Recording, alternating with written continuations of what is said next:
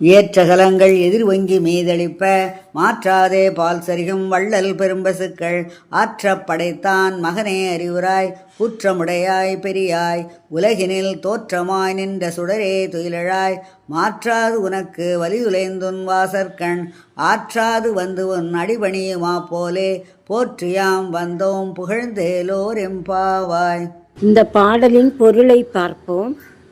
பாலை கறக்கும்போது பாலானது பாத்திரத்தில் பொங்கி மேலே வழியும் அளவிற்கு தங்குதடையில்லாமல் பாலை கொடுக்கும் வள்ளல் போன்ற பசுக்களை அதிகம் பெற்றுள்ள நந்தகோபனின் குமாரனே, கண் விழித்து கொள்வாயாக.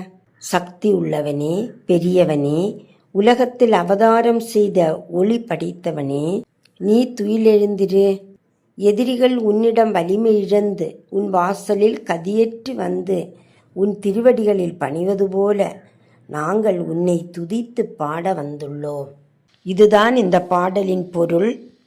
இந்த 21ஆம் நாள் பாடலில் கண்ணனிடம் முழுமையாக சரணடைவதே அவனை நாம் வசப்படுத்தும் ஒரே வழி என கண்ணனை சரணடைவது பற்றி விளக்குகிறார் ஆண்டாள் நாச்சியார். ஒருமுறை கூட இந்த பாடலை கேளுங்கள், மனப்பாடம் செய்து கொள்ளுங்கள்.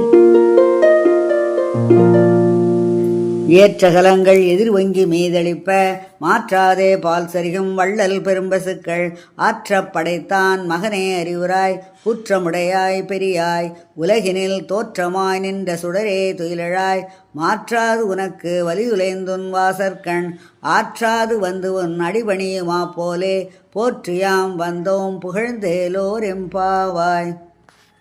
தினமும் திருப்பாவை பாடல்களை கேளுங்கள். உங்கள் வாழ்வில் தீமைகள் அகன்று ஒளி வீசும் என்பதில் ஒரு ஐயமும் இல்லை.